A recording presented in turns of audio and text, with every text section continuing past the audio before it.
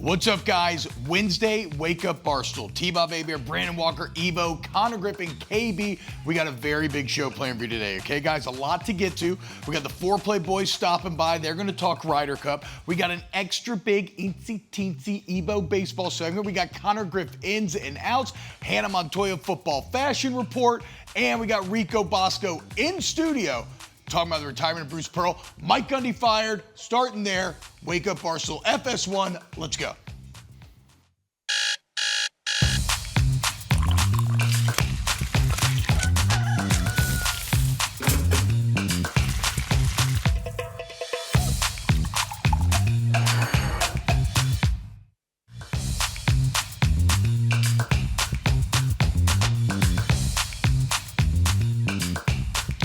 Hello, world, and happy Wednesday.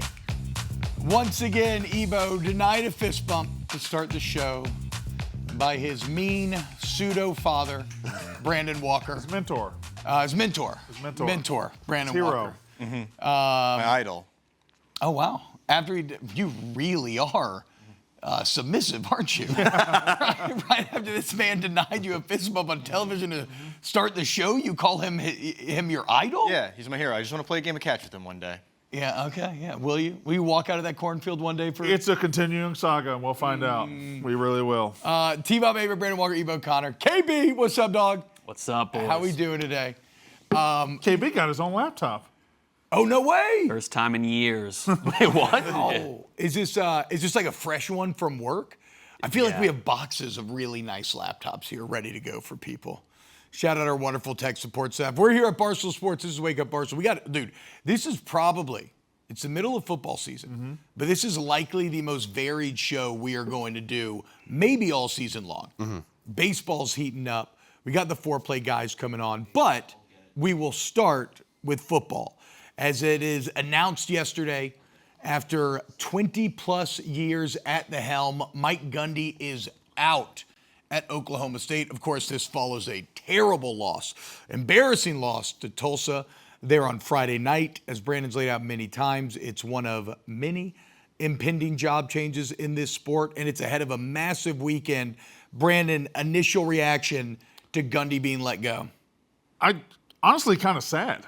Like, this is a guy that's been there longer than everybody. Other than Ferentz, he's the most tenured coach we have in college football, and now he's out. I just thought it would end better than this for him. He competed so long in a much tougher Big 12 than we have now. He competed so long against the likes of Texas and Oklahoma, and he had Oklahoma State up there year in, year out, competing for the championship, winning 10 games when you didn't think they could win 10 games. And now all of a sudden we go into the new era of college football, and we are seeing guys get left behind. It might be happening at Clemson. And it happened there at Oklahoma State. Now we have a job that's open. As we go into the new era of the Big 12, you have your Houstons and your BYUs and your Arizona States. I always thought Oklahoma State was uniquely positioned to take the banner and be that leading franchise sort of there in that conference, and they haven't done it. So now I guess they're gonna double down on football and try to do it. I was just sad that we're not gonna have any Mike Gundy anymore. Yeah.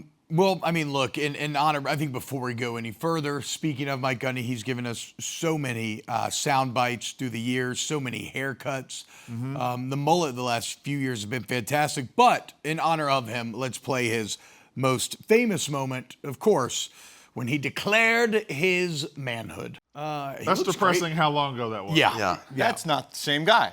That is depressing. Are we sure that's the same guy? Almost 20 years ago, right? He looks great for 40, by the way, there. Yeah, I do want to say, though. He looks great for whatever he is now. Yeah, Exactly. true. The anniversary of that video was Monday. Oh. They then fired him way. the very next day. So we were celebrating, like, ha, ha, ha, ha. Like, I'm a man, I'm 40, we love this clip. And then immediately right after that, he's just canned. So I don't know if they waited an extra day to possibly avoid firing him on the anniversary or what the case is. Is that that was a sad scene. Is that #1 press conference soundbite of all time in college football? Like, is that up there with like College Coastal football? Carolina? Way like, up we, there. We need some dogs. It's way up there. It's definitely above that. No, I think this is #1. Yeah. College football, this is #1. I think this is absolutely #1, and it's in the running for #1 press conference moment of all time. I'd say Allen Iverson's. We're talking about practice. Maybe Jim Moore's playoff. Yep, Jim Moore's playoff. And Denny legend. Green. They are who we played to thought they were. Yeah. Well, Herm Edwards. Yeah, you played to win the game. But I think this is way up there, and it's almost 20 years ago, and he's had such a great legacy. And I think Oklahoma State did everything they could not to fire him. They went longer than a lot of teams would, a lot of schools would, and now they finally said, you know what, losing to Tulsa is just too far. It's a bridge too far. I want to test these guys. Who did Mike Gundy take over for at Oklahoma State? Never. No idea. Mike Gundy has been there the entire time I've been alive. This is going to drive home the point of Gundy's tenure. Who did he take over for at Oklahoma State? Multiple choice. Nah, that's going to too drag out. Les Miles. No Les kidding. Miles, pre-LSU, was the last coach at Oklahoma State before Mike Gundy, and now they are entering a Les coaching Miles search feels once like again. he's had like 2 careers since then. Yes, yeah, no, he has. I mean, absolutely. I was with him for much of it. KB, anything on the Gundy firing? Have you found anything of note? He lost to Tulsa on his wife's birthday. No. Been a really crappy week. Really crappy week. No way, man. That sucks. Well, at least they waited until after the weekend then. It was his wife's birthday weekend. They waited till after. And Yeah, maybe went out to a nice dinner. Yeah, they could at least Maybe enjoy went out the to dinner Chili's. and yeah. The last thing that I'll say is that it is funny how this firing has been immediately tied in with Dabo. They're viewed as kind of being two of the old guard championing the college football of yore, refusing to change, and Gundy has now fallen. We'll see what ends up happening to Dabo. Before we move on to Jaxson Dart, I'll leave you with a quote here that I found in The Athletic that is very depressing for us old guys. Quote, "The thing about aging is that there is inevitably a moment when all that wisdom and experience you've been accruing over the decades begins to curdle. When what you've been through before blinds you to what's happening right now." Why'd you say that? Sounds like Game of Thrones. Who wrote that? That's a great line. That's a tough great start to the line. morning. 7 minutes in. No, I know. I'm saying 7:07 on a Wednesday, and I'm facing my mortality. And the Eeyore fact over here. that nothing I do matters in this world. No. Okay, but that's not how we're going to take it, guys. The Athletic wrote that? We're going to take it as, I'm blanking on the author's name on the top of my head. I apologize. But yes, it's the great piece about Gundy. But the point is, we got to continue to innovate, okay? Yelling at the clouds. Eventually, like you said, your knowledge moving can curdle. forward. Keep moving forward, right? You can sit here and complain about AI and everything else, but risk getting left behind, maybe. All right, moving forward, though, this Oklahoma State job is now open. Yes. Virginia Tech is open. UCLA is open. Some other jobs will come open. Where does Oklahoma State rank now among those 3 open As jobs? the ones that are open, it's Yeah. number one. Yeah, it's number one. Number one? I think it's number one. But again, Florida's going to come open. That immediately jumps to the top of the heap. Auburn Arkansas could come open probably. Arkansas is going to come open. So I think Oklahoma State's going to be in good shape, especially if they stay in that geographic footprint. I think there's a lot of young coaches in the Oklahoma, Texas area that they're looking for a move up and are looking for a big opportunity at a big-time program. And I think they're going to have maybe their pick of the litter in that part of the country. Yeah, listen to Unnecessary Roughness. We'll dive into replacements more there. We're recording later. It's going to be great. Speaking of moving forward, though, the Giants, okay, refusing to let their wisdom curdle, even though I guess they don't have much to begin with, to curdle. But Jaxson Dart announced as the starter for the New York Giants come Sunday. They have officially broken the glass, right? First-round quarterback, breaking case of emergency, 0-3. Russell Wilson dug his own grave. The final goal line series on Monday night, or Sunday night, was just one of the most atrocious foreplay sequences you could possibly see. They wanted to wait till the Saints, apparently, but now they're having to throw him in the deep end against the Chargers.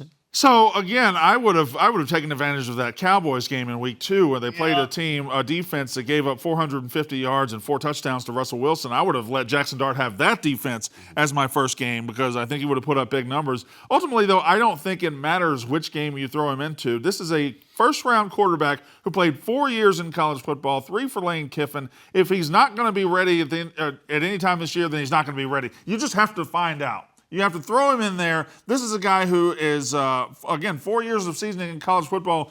He's as ready as he's going to be ever. Let's go. Let's find out what we got. Also, there's a lot of talk always about these high-drafted quarterbacks who people are like, oh, well, you got to let them learn the system. You have to let them adapt to the NFL game first before you throw them into the fire. you get that luxury if you're a good team. The Giants are terrible. Yeah, and right. they're going nowhere with Russell The Wilson. Packers could do it. The Packers could do it. But right. they had Aaron Rodgers. Yeah, exactly. You can't really do it here. Plus, I know that this upcoming class of quarterbacks isn't delivering so far this season, but there are still a lot of good names. I'm saying the guys like No, Arch Mannings I and all know. that. I know what you're saying. But if you're the Giants, wouldn't you rather know at least a little bit with Jaxson Dart? Like, yeah, this kid's got something. We could work with this. Or do they want to throw him in there, and if he's bad, they could still pivot and get another quarterback? I don't even think Lower they're even draft class. considering pivoting. They You don't just think went. so? They traded up in the first round to get this guy. Okay. I think they're all in on this guy, and if you're all in on somebody, then be all in on him. Exactly. I feel like Jaxson Dart is going to be a great redemption arc quarterback that we see in about 3 years. I feel like it won't work out in New York. It's going to become a Sam Darnold, Daniel Jones situation. This man hasn't started yet. No, You've already got him. I'm already counting him out. No, I'm already but- counting him out. but- Not because I don't think Jaxson Dart is good, but because I don't think the Giants are a good situation for anybody to be. No. I think Ebo's spot on there. I mean, we live in an era right now. Can we let the man throw a pass? I am. I'm rooting Again, for him. this is not a criticism of Dart. Maybe he ends up being awesome. It's just in the context of the Giants, it's hard to see. Look what happened to Saquon when he left. Look what's happened to Daniel Jones since he's left. Like, the common denominator there is an organization that has been a joke for over a decade. All right. now. Well, hold on. Let me push back against that a little bit. Like last year, Malik Neighbors was a rookie. Yeah. And Daniel Jones was pretty much done already. It was over. It was finished. It was finito.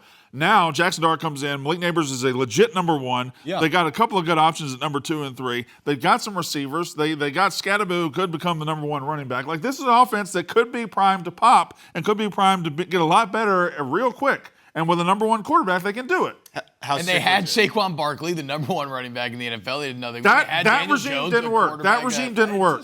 But let the new regime try. Well, it's not a new regime, though. Let the new pieces try. Yes, I'm going to. Look, Jaxson Dart was fantastic in the preseason. Well over 65% completion, 3 touchdowns, no picks. He ran the ball well, had another touchdown on the ground. So it was tantalizing what we saw before the season. I'm kind of with Ebo in that I feel for him. Like, this is a rough situation to assume the helm of. It is toxic and bad. Poor guy being the number 1 pick in New York City. It's a lot of pressure. It's a terrible he's a- franchise. he's a- It is not a well-run he- franchise. He also doesn't. No one told him how to use the easy pass system. That's before he true. was there. He's getting restaurant reservations from Eli Manning. Yeah. Oh, wait, guys, I forgot. Brandon's an Ole Miss guy. No wonder he's stumping for I- Jaxson Dart so hard. Okay, that makes sense. No, My bad. he- You're right. yeah. Now, Jaxson. I'll jump slap kick you in the face. No, of course, Brandon's the number 1 Jump slap is a. Mississippi State representative in the country. Can we let the man start before we write his eulogy in New York? Can we give him a game? I just want everybody to temper their expectations. I think I'm protecting Jaxson Dart by saying that, look, let's accept that if it maybe doesn't look great, there are greater forces at play here. As long as you still get to see some flashes of what could be. Yeah. But it is not going to be smooth, especially the Chargers have a I pretty just solid want Jameis defense, too. Winston to The play. bottom line is it saves us from having to watch Russell Wilson play quarterback True. in the year of our Lord 2025. And if that is what we can take from this, that's what I'm taking from it. What I'm taking from this is I cannot wait for this weekend. College football this Saturday it's just astounding. One of the better days I can remember. Yeah. Again, I don't want to be hyperbolic, but certainly in recent memory, I don't know if I can remember a slate so chock full. I want to get to the SEC, but first, I think we should congratulate Connor. Penn State season finally get underway. What's today's date? September what? 24th? 24th. Connor, how about it, dude? So, 3 more days? 27th. 27th. Season's finally getting started. How we feeling? Oregon this weekend, whiteout? Yes. Night? Yes. Happy Valley? Yes. Wow. All of it. Wow. This is the day of our lives. What's the day of your life? This is going to be absolutely massive. It is the biggest whiteout matchup since my freshman year of college 8 years ago. This has not happened very often, where we get 2 top 10 teams at night in Beaver Stadium, whiteout atmosphere. The fans have been clamoring for a matchup like this in the whiteout for a long time. We finally got it, and it is, I'm ready to stamp it, the biggest game of James Franklin's career. The biggest game of James Franklin's career. This is I feel like must-win game. I for feel Penn like State. there's almost like little to no stakes for Penn State because they're going to lose to Oregon and drop to 7, and then they'll just keep playing their schedule. I just don't know that it's a must-win game. I think winning Yeah. this game is a huge chip on your what is it? Notch in your belt. Thank you very much. Huge notch in your belt. See, that's the guy that you denied the fist bump. It's going to be gigantic if you do win it, but I don't think losing it destroys Penn State at all. For the context, It only creates more. It only furthers the narrative that James Franklin can't win it, but.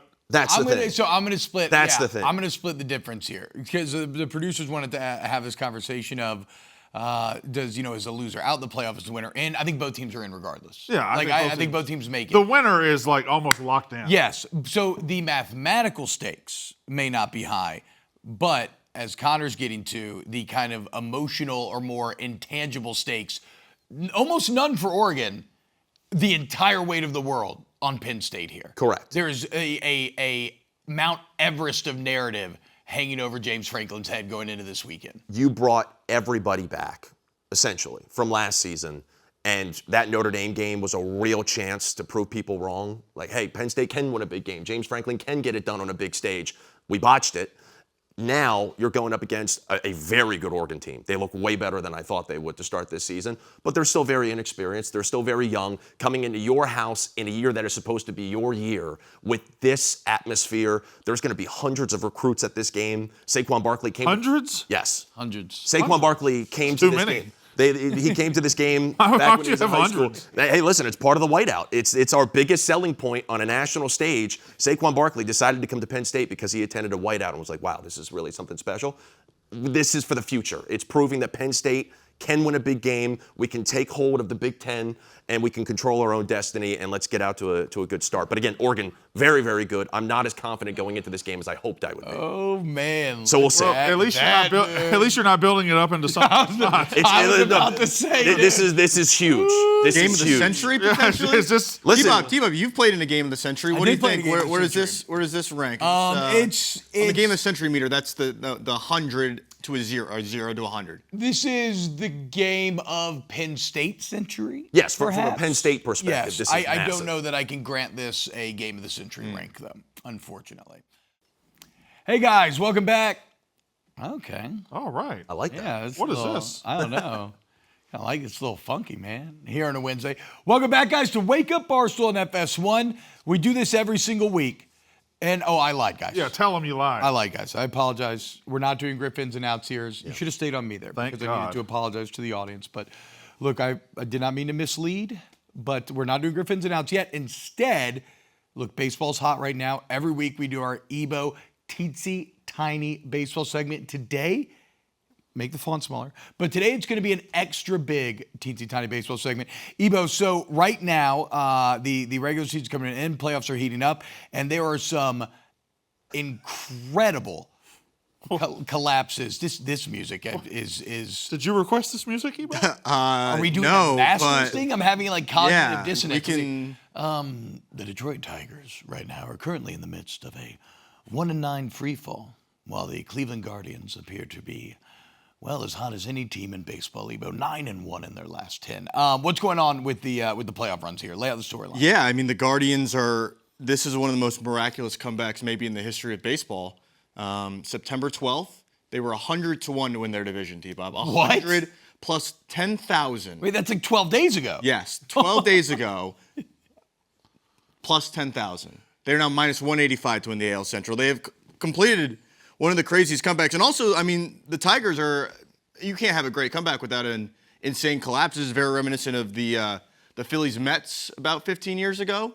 Guardians, just a miraculous run. The last night, they get Scooble. That knocks him out of his rotation. He has to go in short rest now.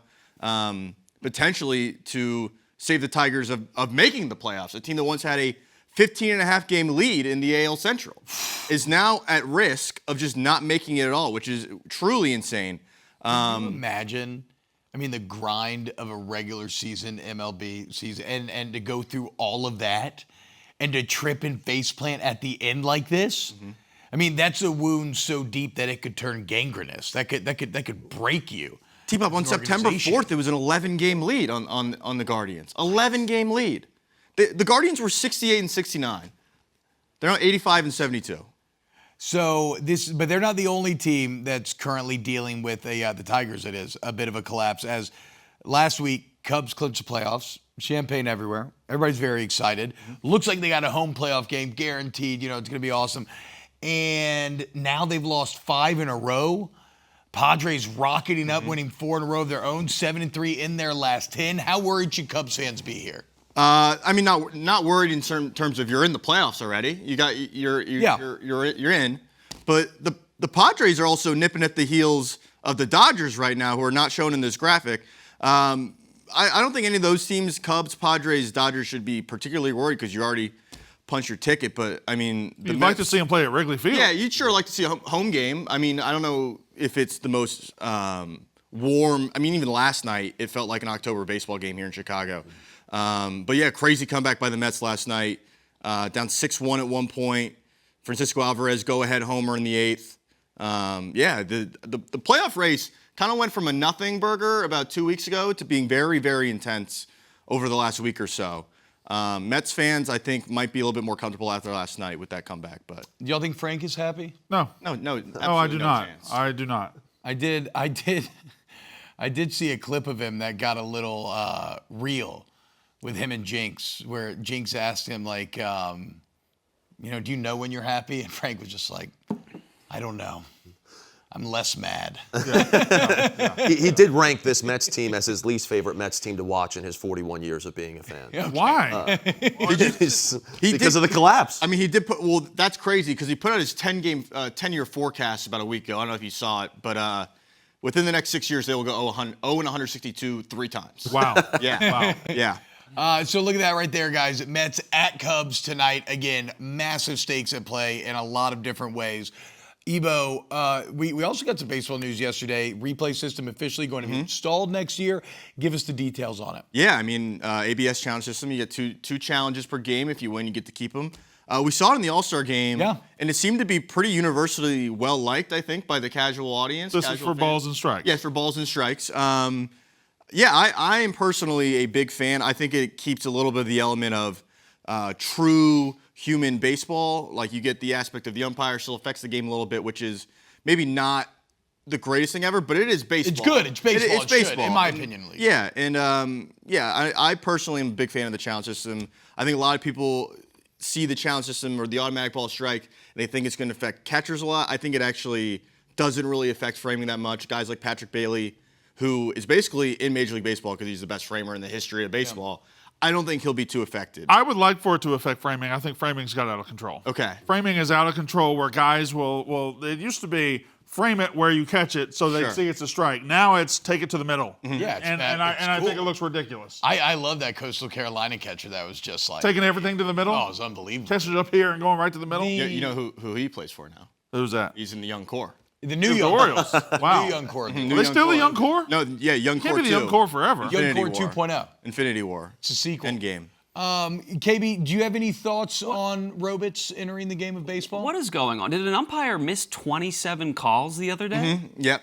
So we have the technology to instantaneously detect whether it's a ball or a strike. Yep. Yes. But we still rely on 62-year-old grandfathers with gout and cataracts to guess? Yeah. Okay. Yeah. I mean, it really does seem dumb when you lay it out that way, but I actually love it. I like these gout-ridden old men having to make these calls. It's because it's a piece of the game, is it not? Working the ump, Yeah. understanding the strike zone on any given night, playing around that. KB, you've been a long advocate for saying that it should be much, much younger people who are umpires, right? Like, you've been saying this for a long time. Laser-focused children, maybe Korean. Yes, exactly. Maybe on track to be a microsurgeon or a sniper. Somebody with precision and exceptional eyesight, like a 12-year-old. Yeah.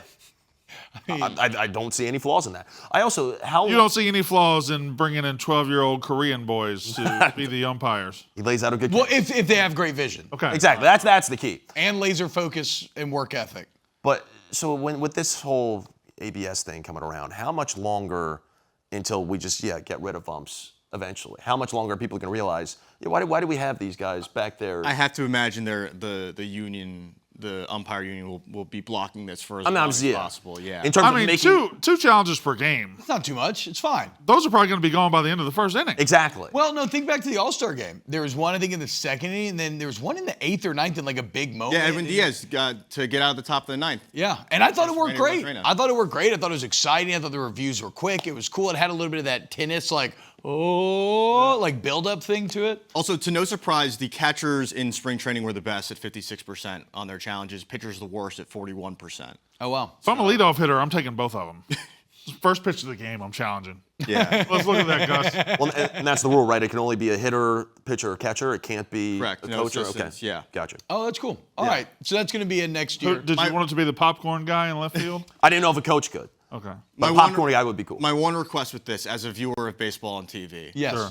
please take away the strike zone. Please take away Yes. the strike zone. Thank you. Because, I hate Because it's not the strike zone. Yes, it won't be the strike zone. And also, if you think the complaining is bad, just imagine fans complaining about their players not challenging. Why didn't you use your challenge? You're going to feel like the smartest guy in the room. You're not. Just get rid of it. Make the experience much more casual. Yes. And find out if it's a strike on the reveal. Yes. There needs to be a reveal. So, yeah, that's my only ask. They're never getting rid of the strike zone. Yeah, on I TV. know. I know. They don't do there it in forever. college, and it's one of my favorite differences between college and MLB broadcasts. I hate the K zone. I don't think I ever thought about that, but they don't do it in college. No, but and we need baseball is a game where you need gray area.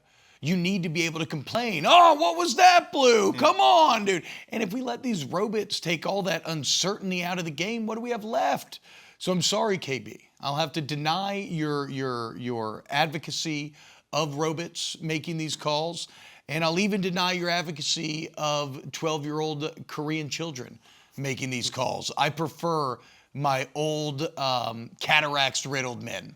I have nothing appropriate to say. Are you saying robots ironically, or is that how you say the word? No, I think it's an old Futurama joke. Okay. All right. That I heard it in one episode years ago, and it just kind of moved in and never left. Never watched Futurama, but I'm aware of its existence, and I think I would like it. Are you imagining Mike these Judge. Isn't it Mike Judge? Oh, No, no. no. No, it's the Simpsons creator. Yeah, it's Matt Groening. Matt Groening. Are you imagining these robot umpires as like the robot is standing back there and making the calls? No, or like that the would be- Boston Dynamic robots are back there making the call? Or you? No.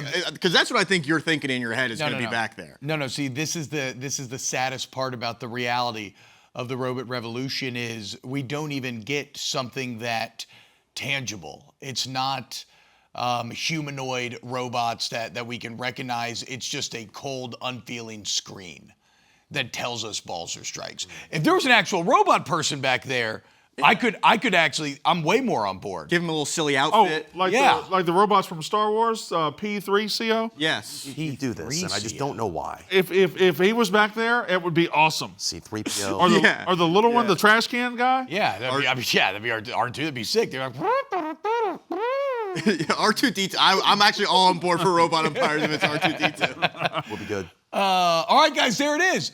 The biggest teensy tiny baseball segment we've done on Wake Up Barstool today. Great job, Evo. Yeah, no, you did a great job. Coming up next, it is time to get into Connor's Griff-Ins and Outs. Here we Coming up go. next on FS1. For real this time, guys, I promise.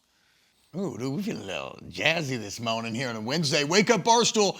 We're here at Chicago. Barstool Sports HQ. It's beautiful, guys. Right now, it is time for our own wonderfully red Connor Griffin to tell you what's hot and what's not. It's a brand new edition of Griff-Ins and Outs. And look at this, Connor, imaging. We got some animation. We're cooking with gas now. What do you think about that, Brandon? That was good, right? A little like Santino.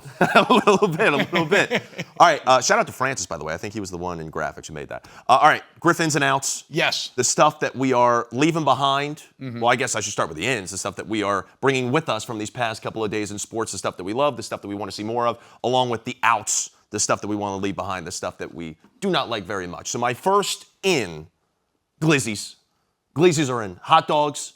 Could not be more in. People, I don't know about us. Our generation, for the most part, Ebo, looks down on eating hot dogs now. It's become this new cool thing to dislike hot dogs, but they're in. They are so in. Well, how are they in if the younger generation looks down on them? Because this is why they're in. Oh, the Wiener Circle. The Wiener Circle, right here in Chicago. We are very blessed to have the Wiener Circle right here in the Windy City. They put out a tweet over the weekend saying if Caleb Williams throws for 4 touchdowns against the Cowboys on Sunday, they will have a day this week, the Wiener Circle, where they will offer free hot dogs all the Chicago Bears fans. Sure enough, Caleb delivered, and the Wiener Circle. They're very mean to you at the Wiener Circle, intentionally. Oh, really? This is the place where they accost you if you go in and put in an order. But they were very nice yesterday. And there are very few things in sports that get me more fired up than teams winning free food for their fans. And that's what we got yesterday right here in Chicago. Is this the trust tree? I'm just talking to you two. Yeah. Yeah, Fine, what's up? talk to And me, no talk to one, me. no one. I got you. No one listen. Don't worry about it. KB, you can listen. I don't really like hot dogs that much. That's what I'm saying. Well, that's what he said about your terrible. Shut generation. up. Yeah. So you're Throw 'em off- you're throw 'em out affirming the what tree. he said. Yes, correct. And this is what brings him back.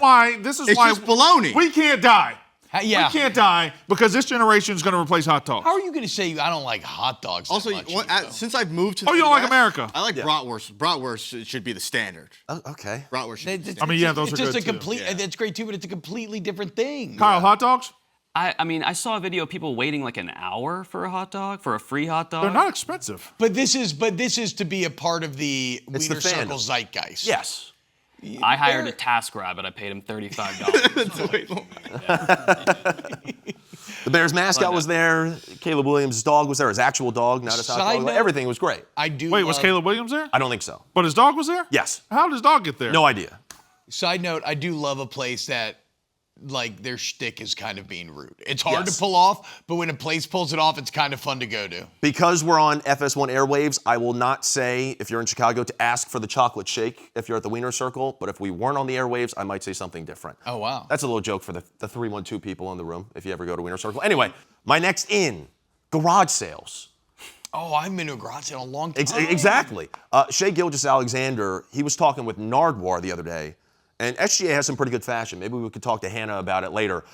He revealed to Nardwuar that every preseason he has a garage sale of all of his old clothes that he allows his teammates to come to and buy and purchase his old clothes. Only his teammates, though? I This is think a so. private garage sale? I believe so. That's what he said. He That's said, not a garage sale. No, that's the antithesis of a garage Yeah. sale a little bit. Garage sale is opening up your house and letting people come in and buy your stuff. Yeah. Brandon, he said garage sale, I'm going to believe him. And that's the main thing, though, is that what a you rich said, man's T-Bob. garage sale. Exactly. All right, he's selling his clothes to his teammates? Yeah, that's weird, too. We could get into that, but I just think in general, we've lost the culture of garage sales in America. We don't Yeah. do them right anymore.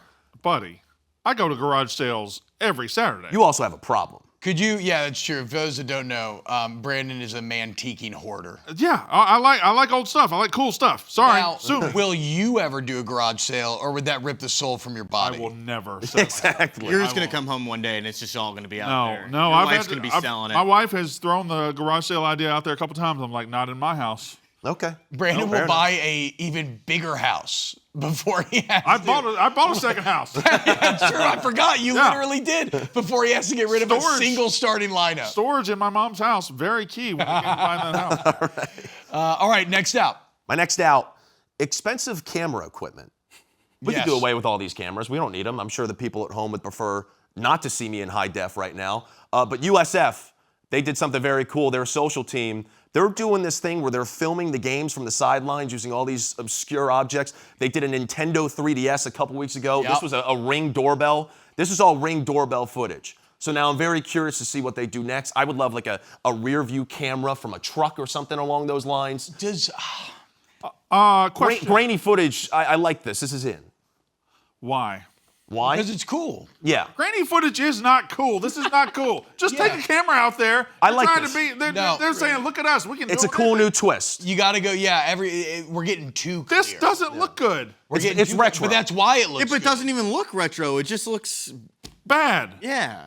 Okay, fine. What were the old? No, Connor. I'm Listen. completely with you. This is a win. Not every in and out is going to be a hit. It's 2-2. Kyle. I don't think it's cool. Yeah, I don't think it's that cool grainy footage. I'd like to at least see. I think we are getting too high quality. I don't need to see every divot of a man's face. But yeah, not grainy. All right, fine. What were the old flip, like the handheld flip cameras? Anybody know what I'm talking about? Yeah. I can't remember the name. It doesn't matter. Go ahead. That's what they should do next. Well, yeah, I thought that was I think it's camera cool. equipment out, grainy footage in. I don't know. I like it. This one, I think we could all Oh, they agree on were this just one. called flip cameras. Do it with a flip camera. Yes.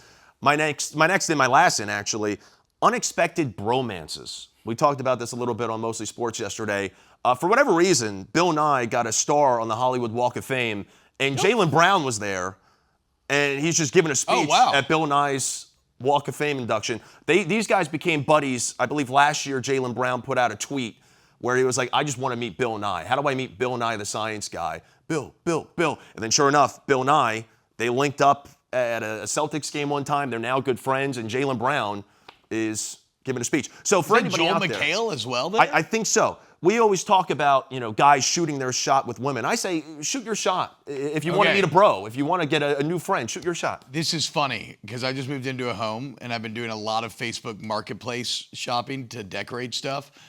And the other day I met a Greek guy, Marios, and there was an instant chemistry. You feel it. We hit it off, and afterwards I had the text written out on my phone. I was saying thank you, and I almost asked him, do you want to grab a drink sometime? And I ultimately wussed out. Go for it. And I just sent him, hey, it was really nice meeting you. Thank you for the rug. Connor, who did you tweet last night that you need to meet? Josh Peck. Hug me, brother. Drake and Josh.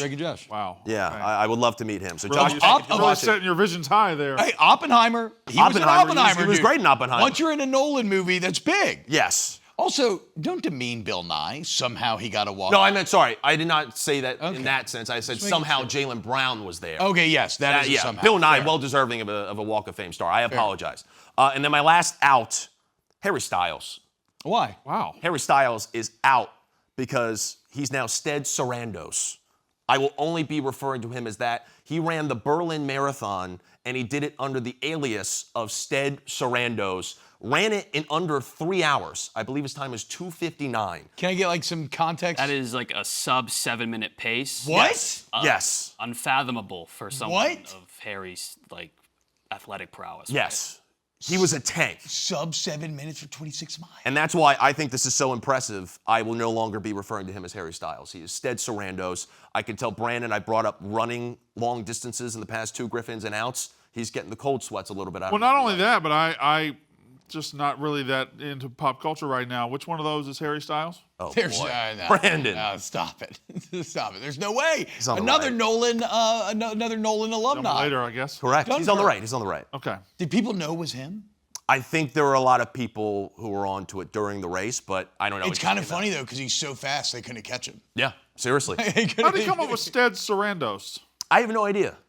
But Is that one of those Yeah. things where we've rearranged the letters? It says something? I'm going to look into it after the show, maybe in the break. But all I know is that he was going one direction. And that was to the finish I line. don't believe he did that. Sub 7 minutes for 26 miles? That was a code. That's mind-boggling. I think people like him need to subject themselves to long-form torture to feel something as intense as being the most sexually sought-out megastar in 6 continents. I think that's there's an extreme hedonism to marathon running pipeline that's going on right now amongst millennials. It's guys who partied their ass off in their 20s and now they are running for 50 miles straight and trekking canyons and fasting for 3 days. Interesting. Yeah. It's just an incredible sociological insight from our guy KB. Spot on. Connor, another great Griffins and Outs. Thank you. That was Excellent fun. work, Rosie. Hey there, welcome back. This is Wake Up Barstool here on FS1. And it's time to talk about that old game that we love so much, college football. The old pigskin, eh, Brandon? Breaking news, John Mateer, Heisman favorite, goes down. Has to long have you thumb gonna do surgery. The music's still playing. Come on, pal. John Mateer hurt his thumb. He has to have surgery. He'll be out for a few weeks. He was the odds-on Heisman favorite as it stood. What this means is a couple of things. Oklahoma's got to survive this. And the Heisman race, Brandon, is now wide open.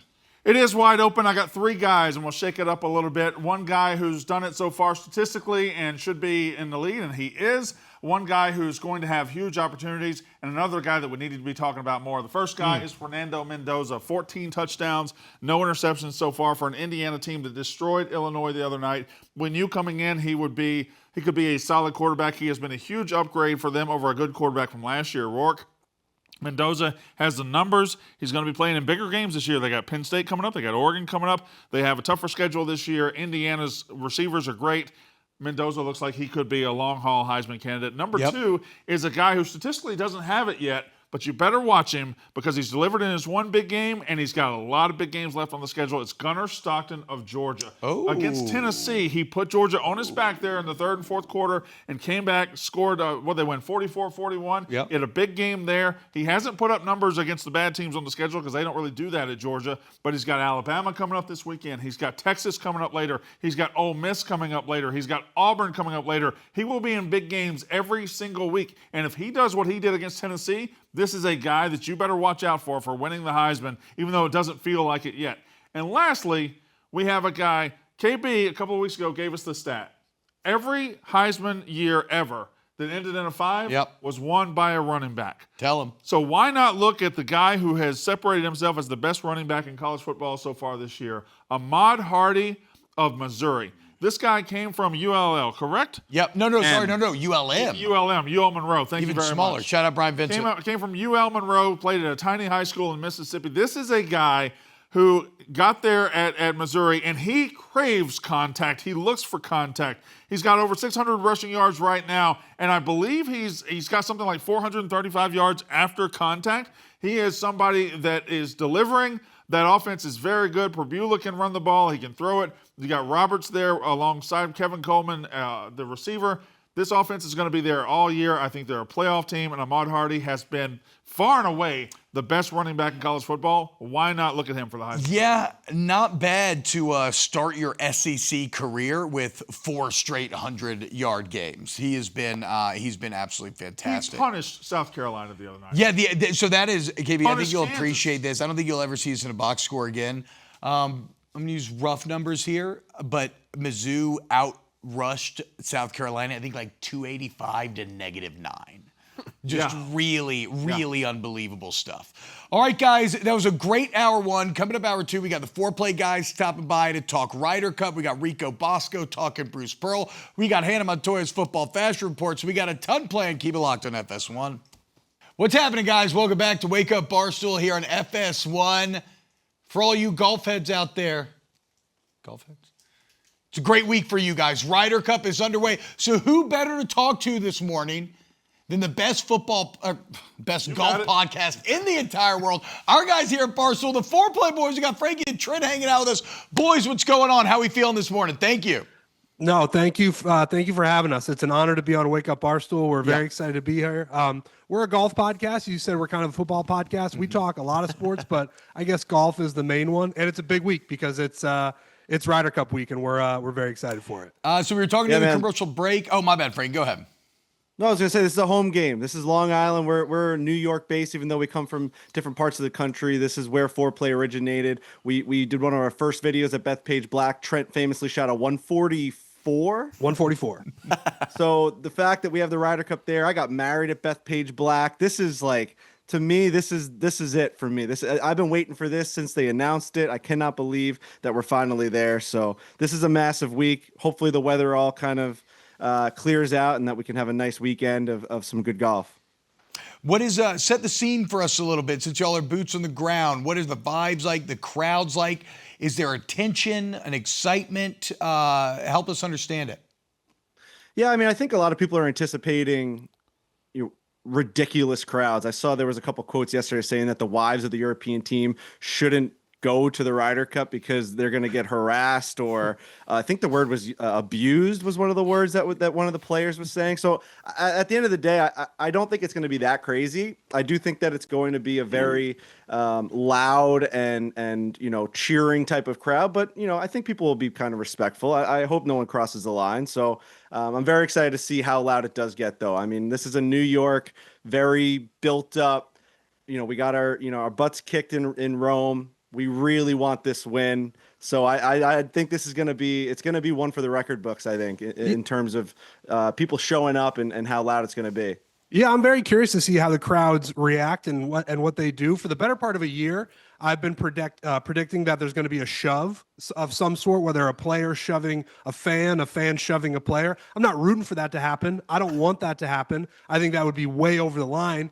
But I think there is this thing there's this story and there's this narrative around the New York crowd that we are placing expectations on that crowd. And there might be, it's a small percentage like any other sport or fan base where there's a 0.05% chance that a guy crosses the line because he's like, we're a New York crowd. We got to get things going. But I think largely it's just going to be a great sporting event. And I think the crowds are going to be a huge part of it. And I think Bryson is, he's been out there the last couple of days. I think he's going to be a huge factor in keeping the crowd on Team USA's side because he's such a polarizing figure and he's so popular. Gentlemen, hi. Brandon Walker, Barstool Sports. I saw the Ryder Cup Gala was last night, and I saw a picture this morning of the European team and the U.S. team. And they were all in the picture together with their wives. It was beautiful. Everybody was smiling and had great breath and everything. But the European team all wore ties and had dress shoes on, while the American team went tieless and were wearing sneakers. Thoughts?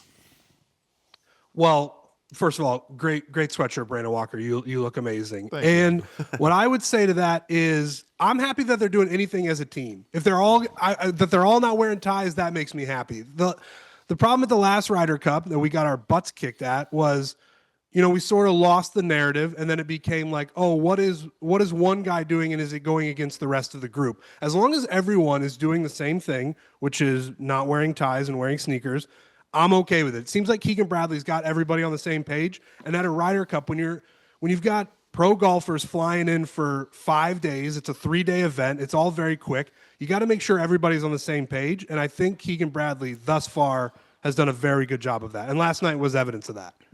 As a group, if they're wearing the same thing, I'm totally on the same page as you, Trent. It's when one guy takes a risk and it doesn't hit, that's when it starts to get a little bit nerve-wracking. Right. I famously, in our little world, I went to a hockey guy's wedding once, and I thought I had to wear a cool outfit, and I wore a mock neck instead of a collar and a tie. I thought everyone was going to be wearing something cool. I was the only guy collarless at the whole entire wedding. It became the talking point of the wedding, something I didn't want to happen. I really went in there trying to just blend in, totally missed it. Sometimes you get it wrong. It seems like the U.S. got this one right. They went as a group. They had a plan. They attacked it well. I'm fine with this. I always like to see when guys wear the same thing and they show unity because they're on the same team. Much like right now, Trent, you're wearing the beautiful Ryder Cup sweatshirt, and Frankie has haphazardly laid it to the side in the background, so it's just sitting there. So you guys are not in unity at all.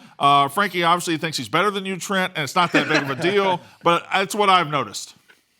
That's not true. We've got all bases covered here. I've got the Ryder Cup merch on, which is on sale in the tent. Go in there. There's a bunch of beautiful things in there. Frankie's got it there, but we also just recently announced our partnership with Adidas, and he's repping that as well. So we like to cover all the different bases. Brandon Walker, I don't like when you try to. You're not going to divide us. You're not going to divide us, okay? Look at that. As the producers literally make him divide you guys. They are dialed. Boys, so right now the U.S. is favored. As I understand it, though, the European roster is thought to have a bit more depth. What's your read on how this is going to play out? We've been stunned at this line, to be honest. I mean, you look at any of those matchups, I don't know that you can pick one winner over another. So U.S. at minus 150, I'm diehard. I'm rooting for the U.S. 100%. I see a ton of value in the European team at plus 170. There's not a single matchup that you can say definitively this one will win. And when we're talking that, to me, that's just a pick 'em. Yeah, I think it's as close to a pick 'em as you can get. The only reason to me that USA is favored is because it's at Bethpage Black and it's home turf. But yeah, I mean the European team is incredibly deep. It's it used to be in past Ryder Cups a long time ago where it was like Team USA just has all of the stars and they're going to dominate and they're going to be incredible.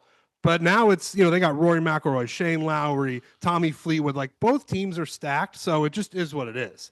Trent, you getting a little fog up on your glasses? Yeah, man, there? my glasses are fogging up. I don't know what's going on with in your apartment, or how humid is it in there? What's going on? I'm sweating. Look at this. As a guy with bad vision myself, I can relate. I apologize. Boys, I'll start with you, Frankie, but give me the possible breakout American star, the surprise guy that if we win this thing on Sunday, that we come in on Monday being like, wow, this guy really picked us up and carried us, or I didn't expect him to be the breakout star of this. Who could be the surprise guy, Frankie? I really like Russell Henley this week, and I've been seeing him kind of paired up with Scotty Scheffler in a lot of practice rounds, and they did play together at that kind of warm-up, tune-up tournament a couple weeks ago. He's a name that I think is just such a boring name. He's not one of the stars, but he's going to play such solid golf. Alternate shot, if you stick him with a guy like Scotty Scheffler, he's going to really get people going. He's my name that at the end of this thing, we're going to say Russell Henley. He's here to stay. Trent, how's the fog coming? I'm taking these things off. That's what I'm doing. All right, I'm taking good, my bold. glasses off. Whoa, you're I'm going taking them off. glassless. Yeah, now I can't see you guys, but at least there's no fog on my glasses. What was the question, Brandon Walker? The question was maybe a surprise American star that we could lean on this weekend that you don't go into it. We're not talking about him now, but we could talk about him on Monday.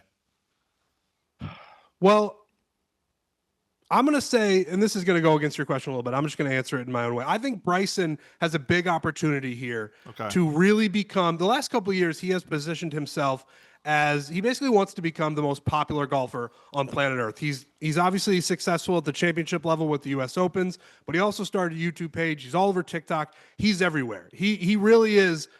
There's a chance he's the most popular golfer on planet Earth. And I think if he performs at this Ryder Cup, there's already been talk about him with Rory and Scotty. There's been some chirping going back and forth.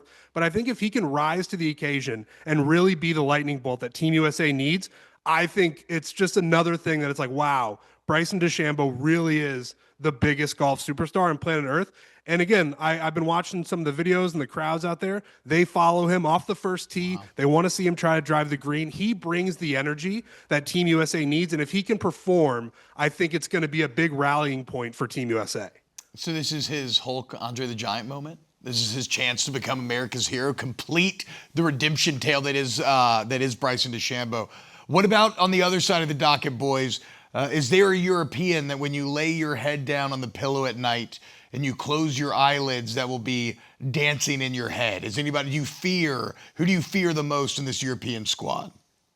I mean, I got my answer. It's Ludwig Oberg. He's an Adidas 3 Stripes guy, and I'm not just saying that because I'm wearing the gear. This guy he's a robot is what people call him, and he has had a little bit of I'd call it an off year. I think these type of events are gonna be the ones that get him going. His introduction to the big, golf universe was the last Ryder Cup. He did amazing in Rome, and I think this is going to kind of get him going again. He's a very, very good match play type player, alternate shot, the whole deal. Here's the thing about the European team. When you grow up in Europe playing golf, you play a lot of match play, and the U.S. doesn't. It's a very singular, personal achievement type sport. And like when we went to England, we went and played the birthplace of the Open Championship, this place Prestwick. Their scorecards don't even have a place for you to put your own score. It's just match play. Oh, wow. So these guys grew up playing this style where it's like, let's just win this hole. Doesn't matter what's going to happen. Doesn't matter what we shoot. You're never out of a hole. That's that team camaraderie. So that's the thing that the U.S. has to really overcome, is the fact that these guys have match play ingrained in their systems, and the U.S. really doesn't. It's always been, they've been kind of pitted against each other. So that's something that we kind of have to battle against. And guys like Ludwig and guys like Rory and Shane Lowry, it's just in them. Tommy Fleetwood, they got a great squad over there. So it's going to be a tough battle, which again brings me back to that line. Can't believe it. Trent, do you have any European you fear? Tommy Fleetwood, I've got my eye on. He kind of lulls you to sleep with his beautiful hair and his great smile, and he's real friendly. Mm-hmm. But then when he gets out there on the golf course, he is out there to rip your throat out. And I'm pretty sure he got the final point in the Rome Ryder Cup. So he's a really good golfer, and he's just ready to just win and rip the hearts out of Team USA, because the Team Europe has no pressure on them. That's another thing that we got going into this thing, is they won the last one.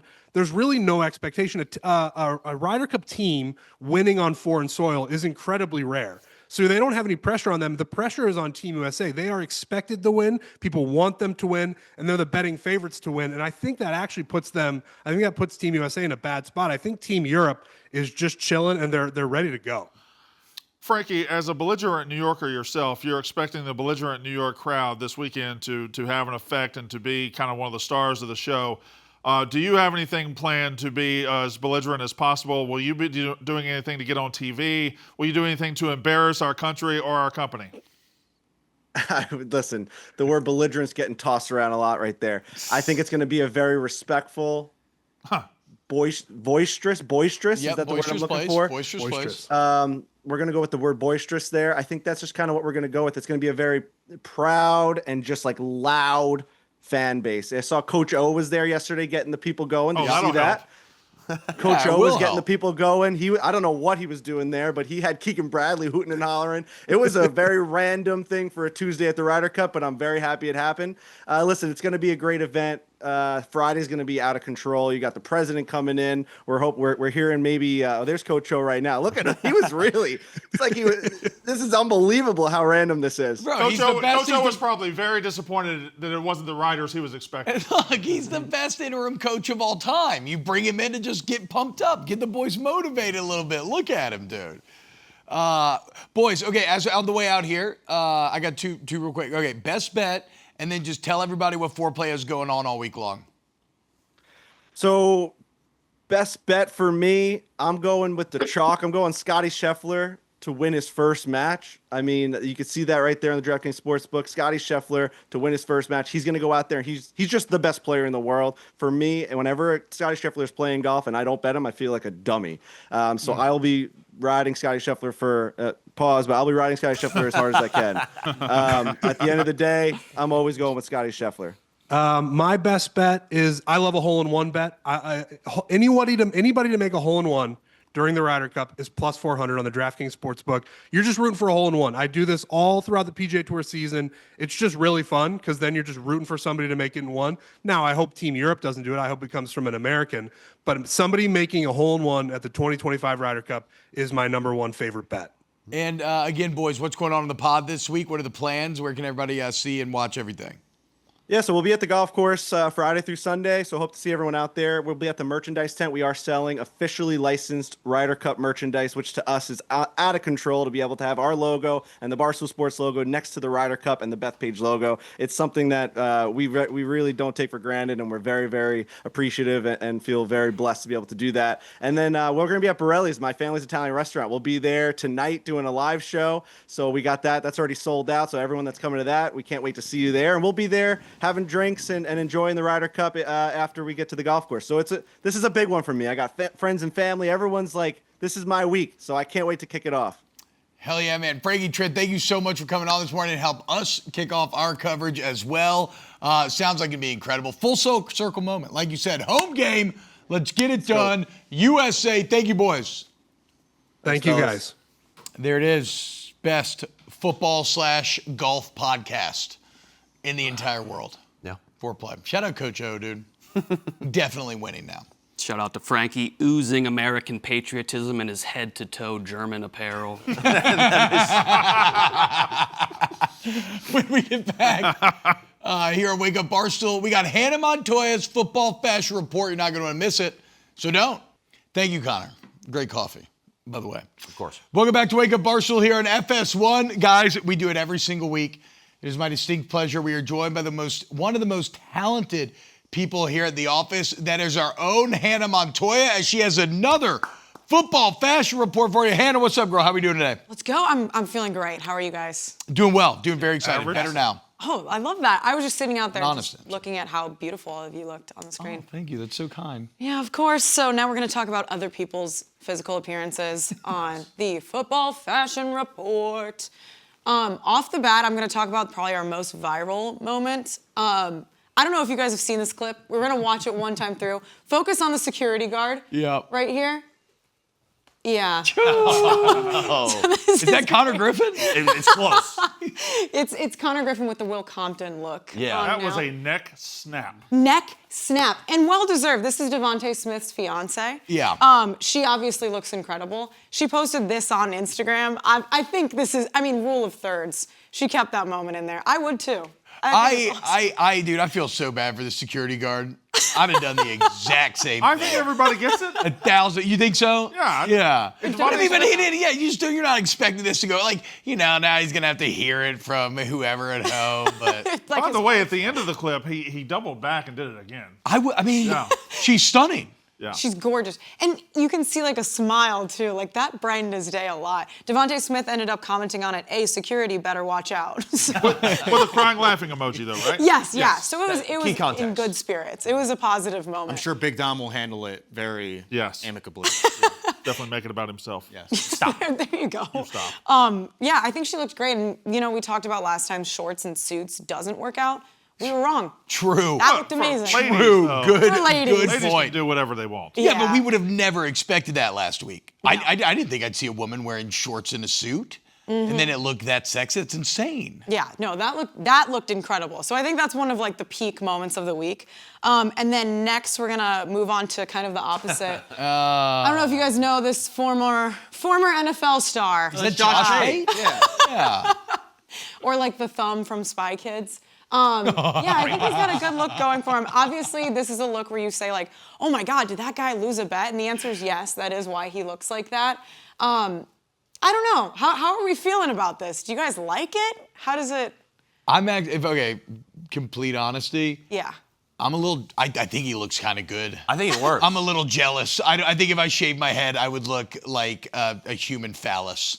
And I think he looks pretty good overall. It looks better with hair, but that looks fine, yeah. Yeah, I mean, it's unfortunate because I feel like it might be genuinely hard to make Will Compton look really physically bad. Yeah. But it is funny. Post veneers. Post veneers, Compton, right? Oh yeah. Because we've seen the. That's fair. I think it's a good new look though. For the most part. I mean, it's more violently bald. Sometimes people are just bald and it's like in lowercase. This is all caps. You really notice it. And then I wanted to point out now, Josh Allen, kind of go in the middle of everything else. This is just so normal. This is like if Well, you how's this on the fashion report? He's just a dude wearing a shirt. That's the thing. Yeah. Is we've got our good look, our bad look, and now we're Goldilocksing it, Brandon. We're going Okay, right this in the one's just middle. right. I think this is just right. He looks just like a dude. What's with the sunflowers on the hat? Also, Ooh, is that DIY? I'm not sure. I Looks do like a Myrtle believe- Beach created. I believe that boardwalk. there were kids from the local children's hospital who Oh, put now that we hat look together. I mean, Okay. he's the man. Josh yeah. Allen's the sweetest man in the He's just the world. best. He's got those big doe eyes. He's got who's his girlfriend that was just in Sinners? Wife. His wife. His wife. Yeah, sorry. He's up. He's up. Like stock is up. I feel like it's like the Adam Sandler sort of treatment. Like he knows that he's the man, so Yeah. he doesn't have to dress it up. And then I want to talk about Andy Reid. Fitted. He just looks great. I like this outfit. See, Is this the first time I've ever seen Andy Reid in a suit? I think it is. I actually think it is. It was jarring dude. to me. That's why I had to point it out. He always has a headset on. Even in moments off the field, a headset and a hat. Hey, No, he only wore Chiefs gear or Hawaiian shirts. Yes. Team USA, take notes, okay? That's how you should have showed up for the Ryder Cup picture right there. Red, white, and blue also. Yes. God Andy bless. Why was he wearing a suit? I'm not sure. Everyone on the golf cart looks like they were. So Maybe he probably, I guess he Right. just wears it to every game. It can't be random. I would have never guessed, though. yeah, I never imagined it. There's something about him that just looks so sweet to me. Like even though I know that he's a great coach and he's very strict, I think and he's a sweet older man. he looks like my grandpa. So I'm Well- like, oh, He's Mormon, too, right? is he? He probably has gout as And well. and to a man, and woman, every Mormon person I've ever met has been just some of the most pleasant people to be around. Kind way about them. Mm-hmm. Now to another bad look. I want to report on this. Patrick Mahomes. You sent me this one. I did not like it. No. This to me looks like a hypothermia blanket a little bit, or sponsored by like Reynolds Wrap. Oh, yeah, about to go in the microwave maybe? Yeah, about to go in the microwave. And Old destroy Salisbury the steak microwave. looking ass. I think it looks good. It looks like RoboCop. Oh, that is a different, like, yeah. No, Futuristic. don't that. He looks terrible. I'll take it. I mean, I think it looks like wrapping paper. Is it the pattern that's a problem for It's you? the Is it sheen. okay, yeah, It's the yeah. Anna, you nailed it. It's wrapping paper. It really is. It is that's gift wrap. It looks like you can hear him walk down I- the hallway a little bit. I can't wait to see that at the Nebraska game this weekend. That being said, Look, God made Dylan that way. You need to back off. Sorry. and then I feel like there was a lot of bullying in this one, so we're gonna end off on something that we can't bully because it's just super, super sweet. Christian could McCaffrey, yeah, a baby. Wow. Actually, if Wow. anybody at this company would bully a baby. Fit check. Oh, wow. How cute. How sweet.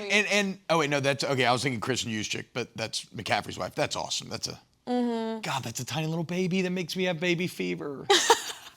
Just a picture of a baby Yeah. makes you have baby fever? Oh, bro, yeah. I got fixed, so I'm done having babies. Wait, but you still have a baby?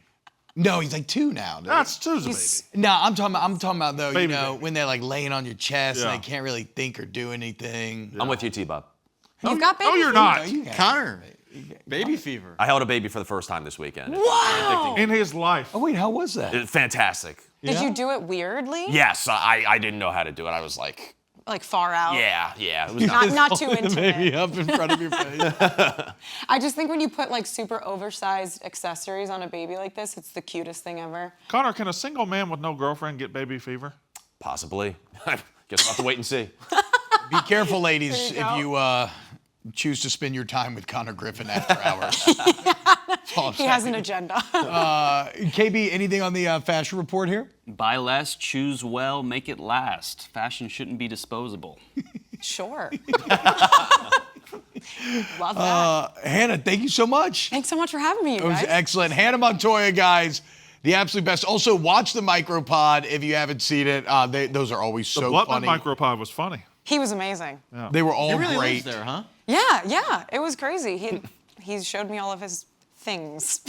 That's why he's been getting more and more red. The cream team's been dumping their refuse back there and creating a toxic environment, and it's starting to get to him a little bit. Yeah, radioactive. Hannah, you're the absolute best. All right, coming up next, guys, we have Rico Bosco back on Wake Up Barstool live here in studio. We're going to talk Bruce Pearl, Zion Williamson, a lot to get to. Oh, look at the train going by, dude. Hell yeah. FS1, more Wake Up coming up.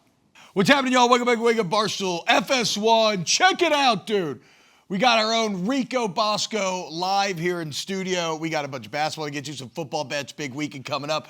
Rico, what's up, brother? How we doing What's today, up? man? Good to be back. Good to be back. Huge week. I saw you guys talking about before. Obviously, huge week of college football coming up. Yes. NFL into full swing. Just perfect time of year. Baseball playoffs. It's Ryder Cup. It's unbelievable. So we're going to get into all of this, but let's start college basketball. You're a resident college basketball expert. And some interesting news announced this week as Bruce Pearl of Auburn ends up retiring kind of out of nowhere. How long are we till the season? 40s? Well, practice just started, right? First day of practice, Monday. First day The of practice. first day of Monday. practice. Yes. Okay, First day. wow. Wait until the first day of practice. So even more extreme than I had originally understood. Scumbag move. So some are saying he did this because now he has kind of forced Auburn's hand. His son will be taking over. He's signed a 5-year deal. Let's start here, Rico. Did you see this coming with Bruce Pearl? They're saying that there's whispers out there. Am I an insider in terms of did I know the news was going to break? Absolutely not. I don't pretend to be in terms of that. But you could see the way his trajectory is going. Getting a little bit older, more into politics, more into advocating for different things he cares about. So could you see he was on the back nine of his career? 100%. Did I think he was going to retire on the day of first day of practice? Absolutely not. How about, you allude to the fact that many think that Pearl's going to run for U.S. Senate. Of course, former Auburn football coach Tommy Tuberville vacating that seat and trying to become governor of Alabama. So the Auburn to Senate pipeline may end up being established. But let's look at Pearl's son is this, and it's funny because Bruce has been someone who has bemoaned the rise of nepotism in America. But is this a legitimate choice for Auburn? Do you think that he deserves this opportunity? Yeah, I do want to first say Steve's a friend of mine and a friend of Barstool, so I'll always have his back. Yeah, okay. But listen, he's a defensive expert, is what's being said. He was on the team at Tennessee, much like me when nationally ranked high school team. He was on the roster, but was in a Division I environment, knows what's going on. If you look at Auburn's defense the last 5 years, top 10 3 times. And top 30 all 5, pretty much. So if you're saying, I want to do defense with a defense expert, Steve's the guy. So and he's been around his dad. You're learning, as much as people want to say, his dad, you're learning from a guy who's pretty good coach. So I don't knock that. And for the record, I'm a huge beneficiary of nepotism. I'm a huge nepo baby. So I'm not coming. I think everybody, if they can set up their son, generally ends up doing that. Sorry, Brandon. So Stephen Pearl is your friend. Yes. You have a lot of friends in the coaching business. There's no Yes. secret about that. You've done well networking around the country. But your favorite coach coaches at Alabama. Stephen Pearl's your friend. He coaches at Auburn. Right. Right. So what- I how mean- long is he going to stay your friend is Well, my question. What if listen. Nate Oates says stop being friends with Stephen Pearl?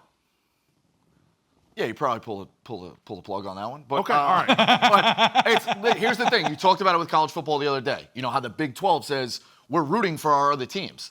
The SEC, for years and years, if you look back to the last 25 Final Fours, I know Mississippi State made one, or now going back 30 years, 95. Mississippi State snuck in. Arkansas obviously snuck in. South Carolina snuck in as a 7 seed. Pretty much been LSU had a couple of runs in there. Until recently, it was pretty much Florida and Kentucky in terms of who's making the Final Four. If you look at what they're trying to build with this Iron Bowl of hoops being, super elevated, Alabama and Auburn need each other. No, I don't want to say need, but I it's, like this it's take. better if they're really, really good. Yes. And that's what's putting the eyes on basketball when it matters. Like, what were the biggest games last year? SEC. In the 2000s, you knew that was not the case. In the 2010s, I don't think that was the case. The SEC is now becoming a basketball powerhouse. Does Auburn and Alabama want to beat the hell out of each other? Absolutely. Is it better if the two of them are national powers and it raises the stakes? 100%. So you're just saying- as long as the other one doesn't win the title. I think in football with 12 games, the rivalries are really, you can't really. There's not enough oxygen to support both of them in a state like that. Basketball is different. Basketball, they can be both top 10 teams, and he's right. I think the Alabama-Auburn rivalry has come a very long way, and it is awesome. And I hope it continues under Stephen Pearl. Yeah, does it take a step back? No, I don't think so. Okay. Yeah, I was gonna, like, does Auburn, well, I mean, yes, your Auburn right. expectations change? In the sense of, are you losing a 35-year head coach to a guy coaching his first game this November? Yes, you take a step back in just in terms of the resume, so to speak. But Bruce is going to be behind the scenes, right? I think he's going to be involved, for sure. But no, I mean, just to that element. But yeah, I think Steve's obviously, he's been around the program, defensive expert.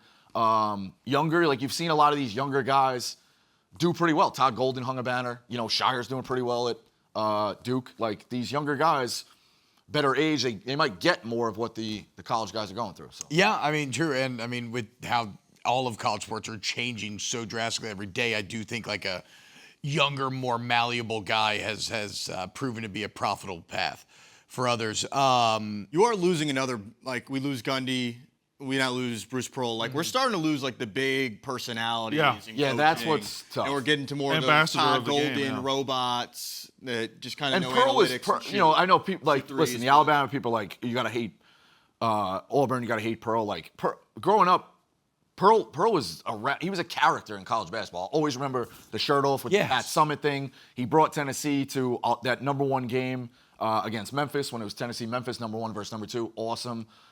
He obviously got out Auburn. You look at Barkley's career, they made the tournament, once? Sure. When he was there? You don't know? I don't know. I'm pretty sure. So So to now be fair, Auburn's I'm 2 Final shocked Fours. Brandon doesn't know. That was very. Yeah, it was it's 81, fine. 82, 83. So it was a little You're bit like before me. 20 in your 20s. I thought you would have known. But Auburn's now 2 Final Fours. Like that's what he's done. He's been around. He's one of the best. He's one of the best to never win one.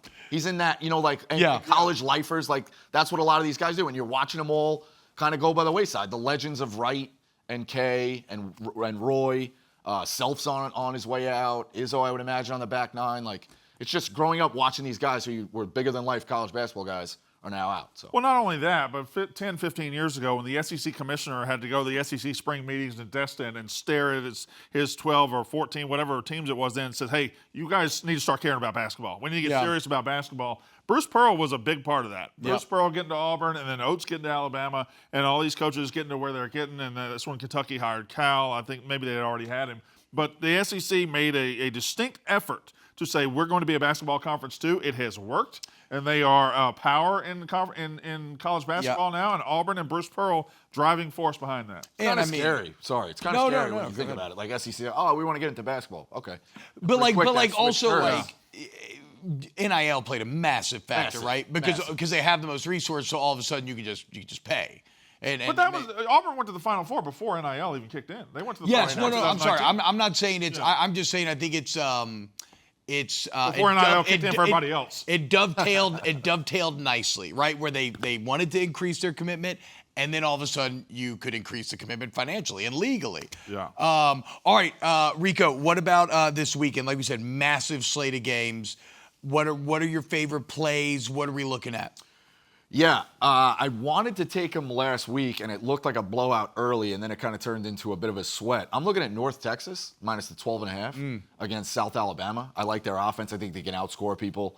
I like North Texas. I also like They took down Army last week? Yeah, they did. Yeah. They were up 21-0, and I'm pretty sure it got real dicey at the I end. don't think Army's good enough to say take down anymore. Well, Defending defending American champs, for whatever that's worth. Also, North Texas head coach, one of these secret or shadow candidates for that Oklahoma State job. Arkansas against Notre Dame. Well, ND, which stands for no defense, the way they've been playing. So we'll go over 64.5 there. And then I think Arkansas is live in that game. so do I as well. I also, obviously the biggest one of the weekend is State Penn against Oregon. I think the Ducks are live here, plus the 3.5. I like them on the field. I like them outright. If you look at Franklin's record against top 10 teams, last year he's getting, they made the Final Four and they could have beat Notre Dame. He beat two teams that probably wouldn't have been in the playoff, way weaker on the list of where they are. SMU and Boise? Yes. Yeah. Aller's not great against ranked opponents. I'm rolling the dice here. Now, Brandon's counterpointing and saying Lanning hasn't won. His record against top 10 either. teams isn't as good as you think it is. Last year he Beat Ohio State last year and at home. Penn State, and he beat Penn State, and Michigan was down, but still. Brutal environment. Also, he doesn't have nearly the amount of failed opportunities that Franklin does. Yeah. So he got there quicker. Yeah, brutal environment, but I do like that Moore obviously has some experience. The defense looks great, and they're doing that thing at Oregon where a guy catches a pass out in the open field, looks like he hits turbo. They just got the fastest guys on the field, which is what you grew up watching on Oregon. I love it, so I'm rolling the dice with Oregon. There's a lot of teams this weekend, ranked teams that have dangerous spots they're going to. Indiana's going to a dangerous spot. Ohio State's going to a dangerous spot. They're only the second number one team ever that is a single-digit dog versus an unranked team. I think USC or Ohio State versus USC. Single-digit favorite? Single-digit favorite. Okay, against an unranked team. Okay, yeah. And there's a team on Friday night, a game that is sneaking up on everybody, going under the radar. Florida State's got to go to Virginia. And you hear Virginia, you're like, this is the Zima crowd, as they were called by Colin Cowherd back in the day. They can score the football. Unbelievable offense. Chandler Morris has been awesome there this year. That is a trap spot for Florida State. Only 7-point favorites on the road at Virginia. Virginia should be undefeated right now. They lost a fluke game at NC State. Quarterback threw a terrible interception in the end zone to end the game. But I think Virginia's very good. I agree with you. I think they're absolutely at play. Rico, do you have any read on LSU Ole Miss? I was talking to my friend Rivers yesterday, and I was trying to figure this out. But, if you look at multiple different books right now, it's one of the rare instances where one book will have LSU favored, one book will have Ole Miss favored. How do you kind of explain that, and do you have a strong opinion on this game? I know that Mincy can't lose this one. That is absolutely correct. It's a win-win spot there, which you always like. And I bet he'll find his way into the crowd some way, somehow. I bet somehow his schedule will open up. Just and he'll be in Oxford this weekend. Oh, he's going. He's going to Oxford. Oh, so, really? Yes, Shocking. confirmed. So if you see Mincy this weekend, go holler at him. No, I don't have a phenomenal read on it. It's just interesting. Brian Kelly just always seems to be in the thick of it, so I don't know which way it's going to go. But I'm looking forward to either his press conference of him celebrating or him again being ready to rip his hair out. So either way, it's kind of a win-win for me, just getting to watch Brian Kelly. I'm not saying this because you're an LSU guy. I think Ole Miss wins this one. Lane Kiffin at home.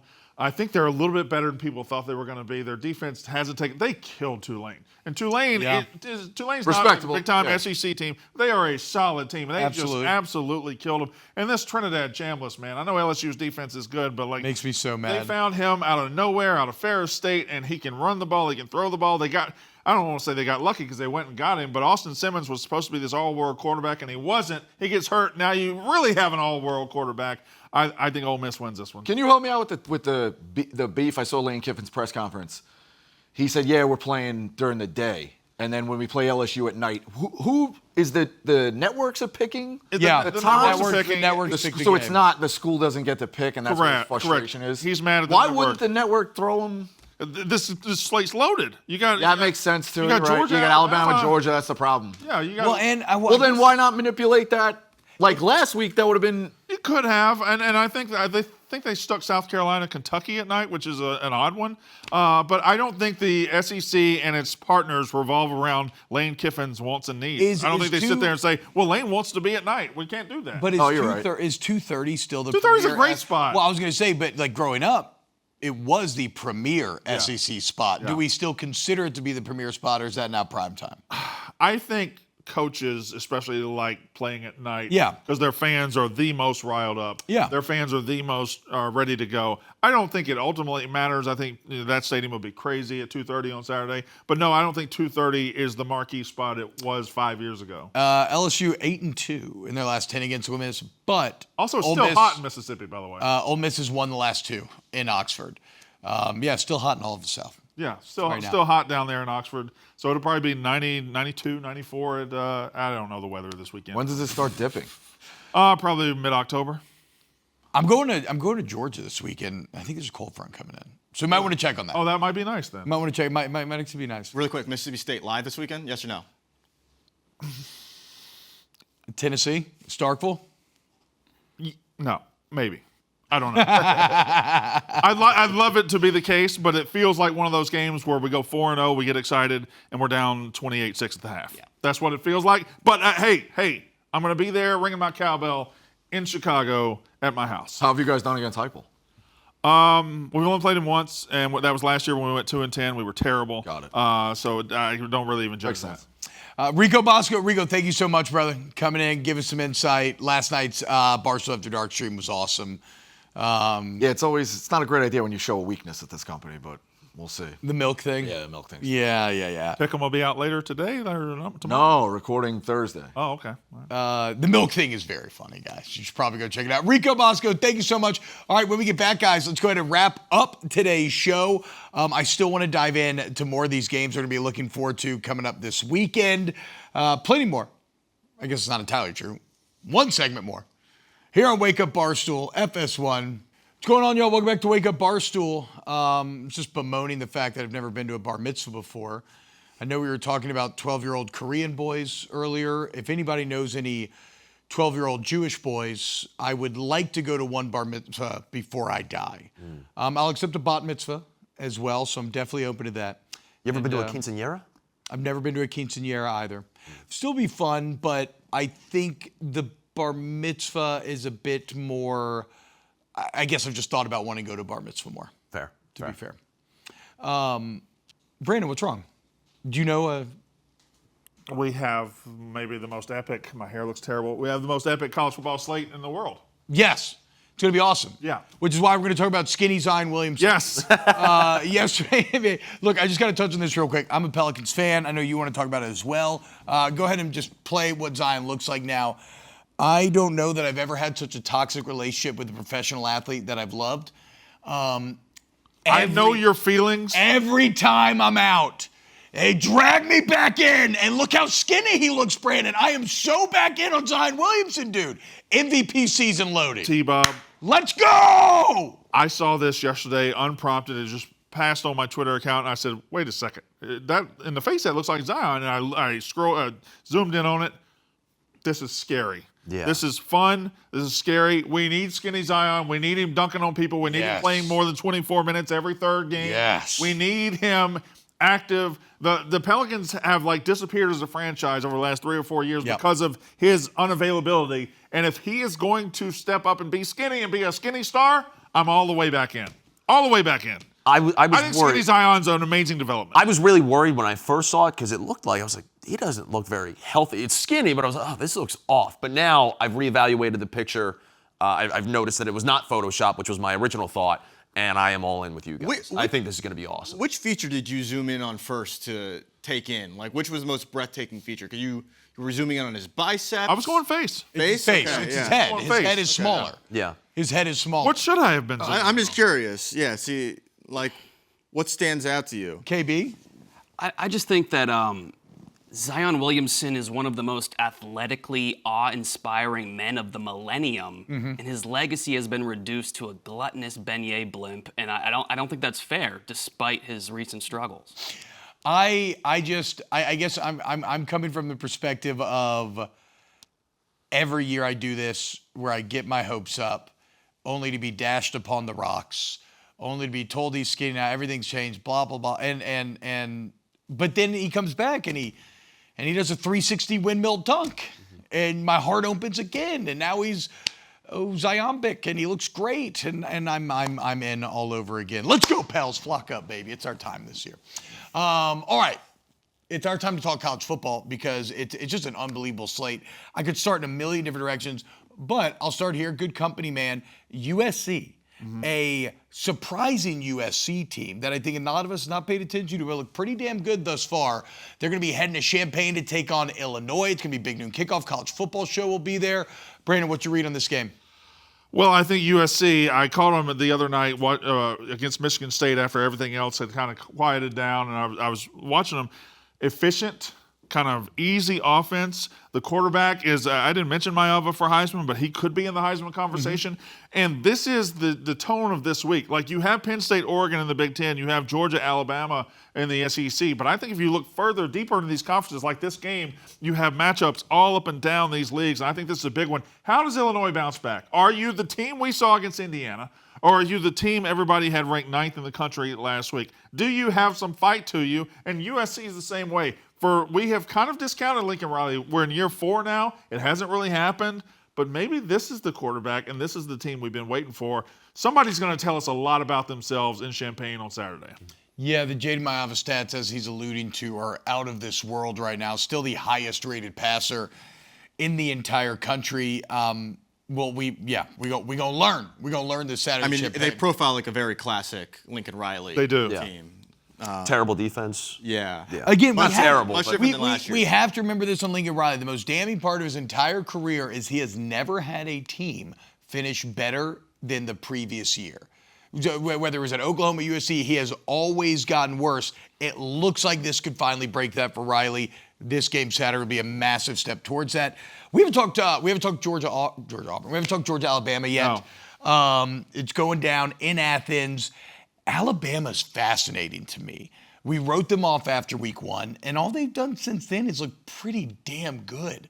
Ty Simpson continuing to play better and better. Obviously, this is a different level of challenge, but I think we're going to get some insight into, was this more about FSU being really good than Alabama being really bad? We're going to find out this Saturday. So Alabama's looked really good against against nobody. Yeah, I mean, Wisconsin's Wisconsin lost to team was about to Maryland. fire their Yeah, coach yeah. against 2 also-rans. They've looked really good. The one time everybody watched them this year, they went on the road to Tallahassee and looked like they didn't know what they were doing. Their offense couldn't get it done. They couldn't block them. And now they're going on the road again to Athens. And if you couldn't do it at Tallahassee, why am I going to believe you can do it in Athens? This also starts a stretch.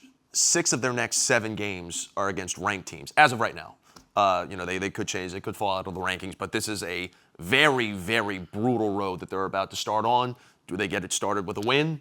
Also, there are already people saying if they lose this game, are they out of the picture for the college football playoff? There's a lot riding on this game. You're never out until you get to Correct. third loss, but considering the I'm stretch not gonna ahead, be good you enough. want to start Yes. that They're stretch not with a gonna be win. enough. There are some SEC teams that are going to be at 9-3 with unbelievable schedules. Florida, I'm not saying has a chance to get in, but you're going to be playing 9-10 ranked teams. I think there's a 9-3 team that gets in the playoff this year. It's why I get so mad about these schedule talks when they say the SEC only has 8 conference games. Mississippi State's 4-0 right now. We have 8 games left. 5 of them are against top 15 teams. It is absolutely ridiculous. I want to shout out one more game in the SEC, which I don't know what graphics are coming, so maybe I'm out of turn here. But Arkansas is fighting for its life, fighting for its coach's life, and Notre Dame can't defend. They can't play defense. Arkansas has one of the best quarterbacks in the country. They can score points. They've just been kicking themselves. They've been shooting themselves in the foot. They had Ole Miss beat. They fumbled inside the red zone. They had Memphis beat. They fumbled inside the 10-yard line. They could be 4-0 right now and ranked, but they're not. And Notre Dame's going to walk in there thinking it's going to be a sleepy 11 a.m. kickoff. Arkansas might have something for them. I just feel that Arkansas is probably so down from how they blew those games that I find it hard to believe they're going to catch him. But, you never know. Notre Dame coming in wakes you up. That's fair. That's fair. Massive opportunity when the Golden Domes come to town. As far as the Georgia-Alabama game goes a bit here, I think, look, and Alabama's been the Georgia kryptonite. They beat Georgia 9 of the last 10 times they played. But I do feel like Georgia using Tennessee and that incredible just gutsy win. I feel like that's a springboard here, and I actually feel like they flex on Bama a little bit Saturday. I think Nick Saban was the kryptonite. I know they won last year, but that was there was a huge comeback, and they won at home. And look at that, guys. An unreal weekend slate coming up. We got Ryder Cup going down right there at 11 a.m. You got USC, Illinois later in the afternoon. LSU, Ole Miss, Alabama, Georgia, Oregon, Penn State. Look at the Sunday slate. MLB closing day. Are you kidding me? We truly live in blessed times. Thank you, everybody, for joining us today. Thank you to production. Excellent work, boys. And we'll see you tomorrow for a brand new Wake Up Barstool. KB, who was the defensive coordinator at Penn State? I actually share a birthday with him.